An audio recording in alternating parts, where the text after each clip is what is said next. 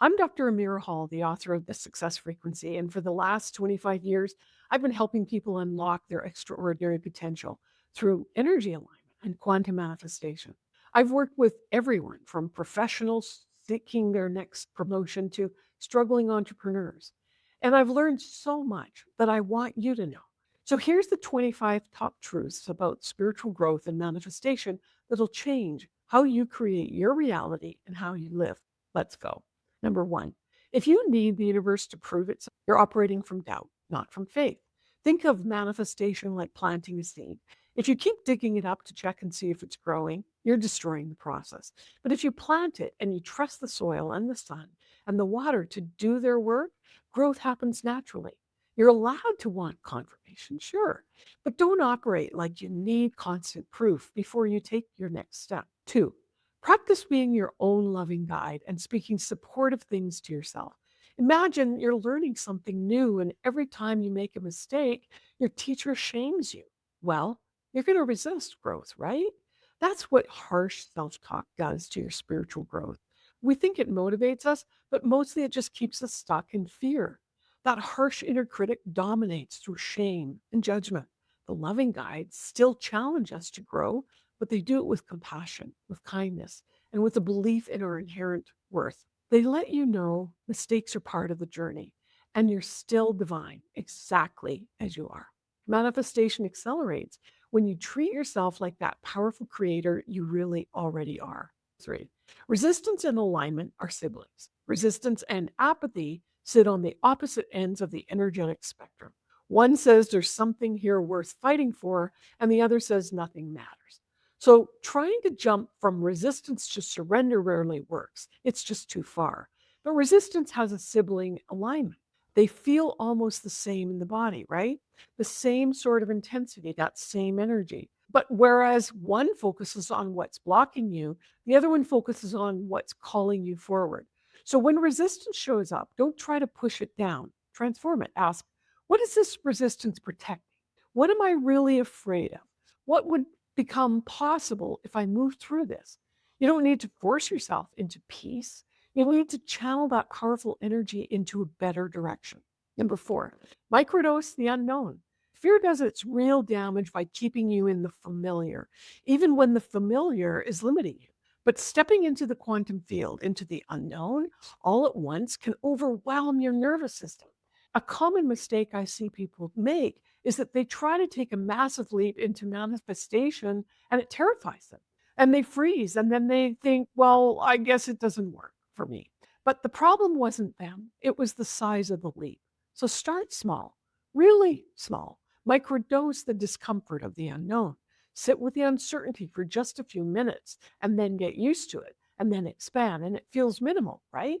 But when you're building your capacity to hold on to a new reality, and I've seen it again and again, if you keep going, you're going to be amazed when you turn and you look back and you see the impossible things that you've made real. You're not broken. You're a powerful being currently experiencing limitation. That difference matters because when you identify with being broken, when you only see yourself through the lens of what's not working, you give your power away. But when you say, I'm having thoughts of limitation, or I'm experiencing a pattern that no longer serves me, you create distance and space and you reclaim your creative power. You aren't broken. You're the consciousness observing the experience. That's where your power lives. Number six, energies like waves. Ride them. Picture me trying to control the ocean. I want it calm.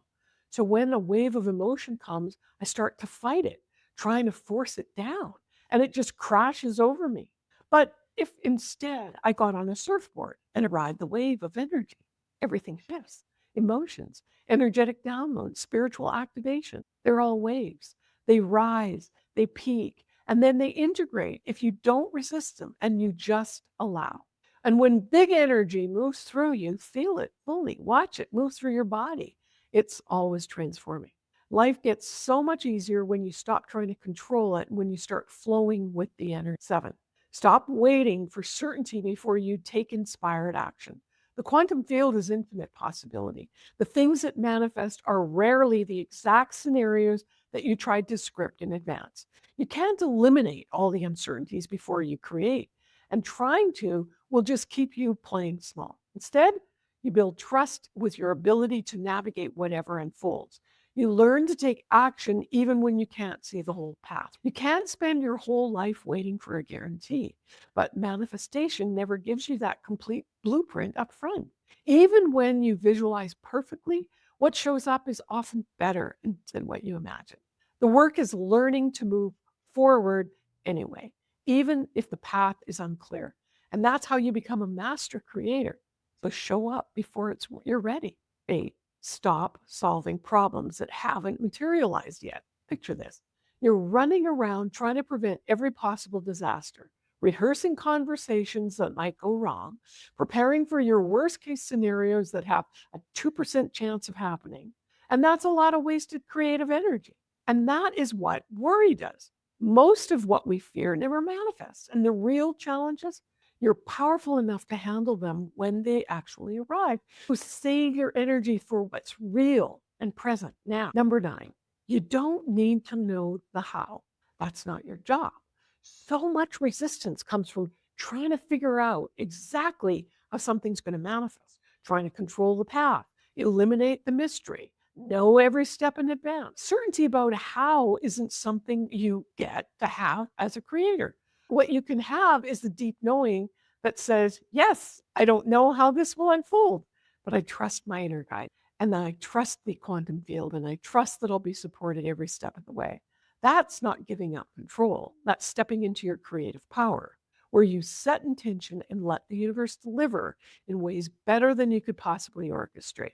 Number 10, you're sensitive because you're a powerful receiver. If you have heightened sensitivities, like it's not a flaw, it's likely developed because you've needed to read the energy to stay safe in the environment you grew up in. And that awareness probably served you well. But the challenge now is that your system hasn't caught up to present day. Still things that you need to monitor every frequency around you. So instead of judging your sensitivity, help it recalibrate. Show it gently that you're safe now and you can tune into the higher frequencies. And remember, you have more tools now. You have more awareness and more sovereignty than you used to. You're not a child absorbing everything anymore. You're a conscious creator who gets to choose what energy you attune to. Number 11, make friends with your frequency. Just don't fight it. When you notice your frequency is low, there are 3 ways you can respond. 2 are powerful, 1 keeps you stuck. You can simply observe it, neutral, no big deal. Just notice the low frequency. You gently shift through it and breathe, movement, or gratitude. It'll rise when it's ready. Or you can go one step further, turn toward it with curiosity and ask what it's showing you. Kind of compassionate inquiry actually raises your frequency faster. So the only disempowering option is fighting it. Judging yourself, being in that low vibe only drops it lower. For most people I work with, the real transformation starts when we stop treating low frequency like the enemy and we start seeing them as messengers that we don't have to fear. Number 12, don't wait to feel high vibe. Just take the current frequency with you. A lot of people wait until they feel totally aligned, totally clear, totally high vibe before they take action towards their dreams. But that moment of perfection often never comes. The truth is, you can feel the fear, the uncertainty, and still take aligned steps forward. Your frequency is only a problem when it stops you from moving. So don't stop. Just bring your whole self, the doubt, and everything else with you on the journey. 13, you don't need to avoid failure. You need to see it as feedback. Manifestation always exaggerates what we think will go wrong. You might feel temporarily safer if you try something and it works perfectly. But your subconscious still whispers, yeah, but what if it goes wrong next time? But if instead, when you take action and things don't go as planned, and yet you alchemize the experience, something powerful shifts. You stop needing perfection because you've proven to yourself that you can handle anything. So confidence doesn't come from avoiding failure. It comes from learning that failure is just a redirection. So don't avoid the messy parts. Let them teach you. That's how you stop giving your power to the outcomes. 13, be mindful what energy you consume. If you absorb toxic energy every day, You would not be shocked when your field gets heavy. But a lot of us do the same thing with our consciousness, right? We're constantly consuming fear based content, doom scrolling, watching the news obsessively. Low frequency energy is a whole lot easier to absorb than it is to clear out. And once it's in your field, it wants to replicate itself, right? So let's stop feeding it. I've got clients that tell me they suddenly were terrified of everything. And it turns out they've been binge watching true crime and conspiracy theories all week. Your energy field learns what's dangerous and how to respond based on what you expose it to. So be deliberate about your energetic diet and maybe try a cleanse.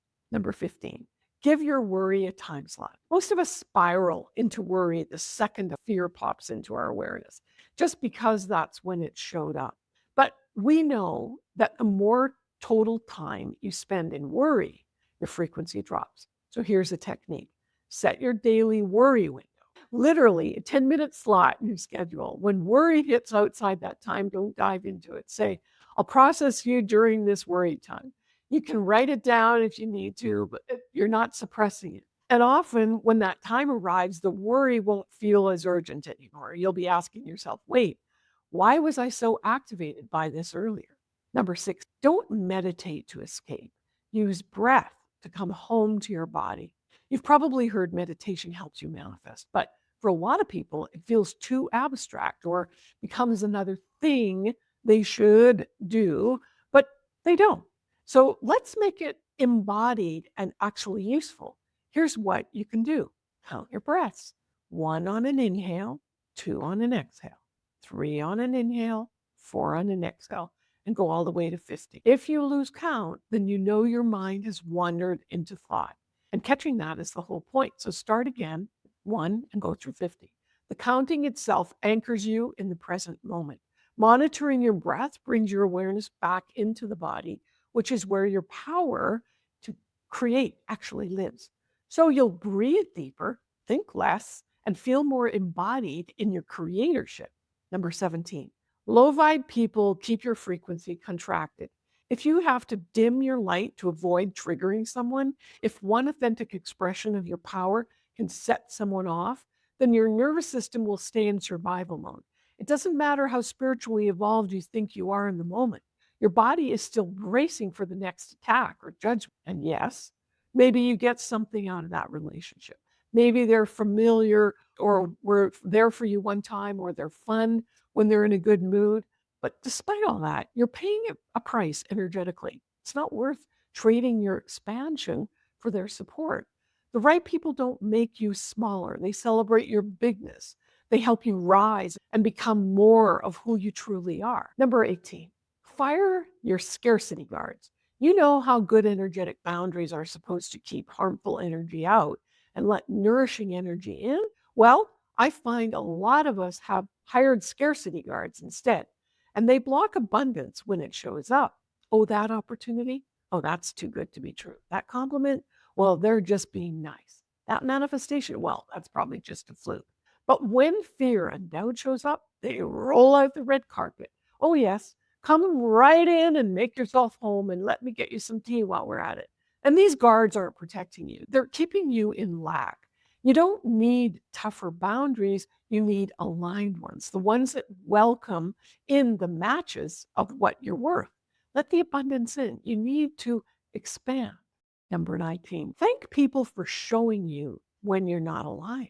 You can't be a match for everyone energetically. And honestly, you don't have the bandwidth for everyone. So own your own frequency and let it be visible. Let people self-select in or out of your field. And when someone selects out, when they judge you, reject you, or they can't meet where you're at, just saying silently to yourself, thank you for showing me you're not an energetic match. And all the best to you. That frees up your energy and your attention for the people who are actually aligned with your expansion and who truly belong in your field. Number 20, real power is being seen in your fullness. We often think staying closed off is strong, but most of the time I find it's driven by fear.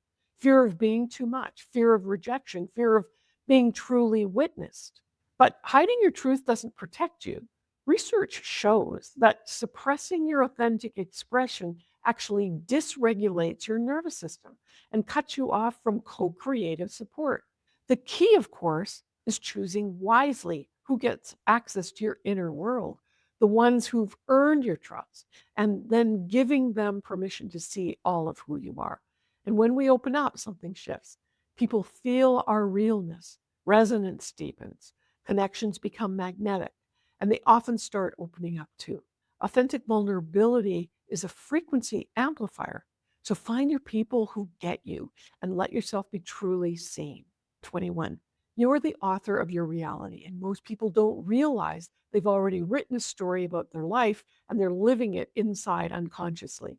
They just assume it's objective truth. But in reality, the same set of experiences can be perceived as entirely different narratives depending on how you frame them, where you put your attention. Are you behind in life? Are you the are or are you on a unique timeline that's perfectly designed for your own soul's evolution? Did you fail? Or is this part of your hero's journey where you're being initiated into the next level of power? You don't have to gaslight yourself into toxic positivity. Just recognize the story you tell your life shapes your reality and continues to create. You're not a character in someone else's story, so you're the author. So write consciously. Number 22. Your intuition is your quantum GPS. Most people override their intuition constantly, second guessing gut feelings, rationalizing their inner knowing, choosing logic over the whispers of their soul. But your intuition is directly connected to the quantum field. It reads energy probably faster than your conscious mind ever could. And when you ignore it, you're ignoring the most powerful navigation system. The more you honor those intuitive hits, even when they don't make logical sense, the stronger that channel becomes. Start small. Notice the subtle nudges. Follow the ones that feel aligned, even if you can't explain them. Over time, you'll see that your intuition was guiding you toward outcomes your logical mind couldn't have orchestrated. Trust that inner knowing. Your quantum intelligence is speaking. Number 23. You don't attract what you want, you attract what you are. This is the foundation of everything.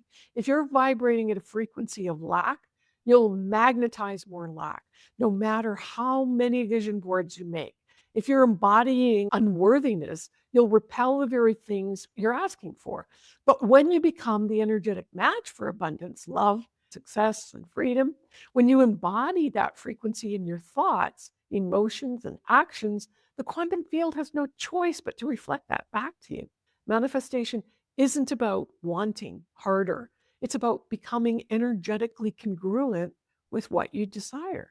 So stop chasing it, start embodying it. 24. Manifestation is a practice, not a destination. And so many people think, I'll manifest this one thing and then I'll be happy and then I'll be complete. But that's not how this works. Manifestation is a lifelong dance with the quantum field. You don't master it. You don't master it and then stop. You keep evolving and expanding and creating new desires from new levels of consciousness. Every manifestation is just a doorway into the next version of you. And the goal isn't to arrive. The goal is to become so aligned with your creative power that you can consciously shape your reality at every moment. That's true mastery. And it's available to you right now. You're not learning manifestation. You're remembering who you've always been. And here's the deepest truth I can share with you. You're not broken and you don't need fixing. And you're not small and in need of expansion. You're infinite consciousness, temporarily focused in human form.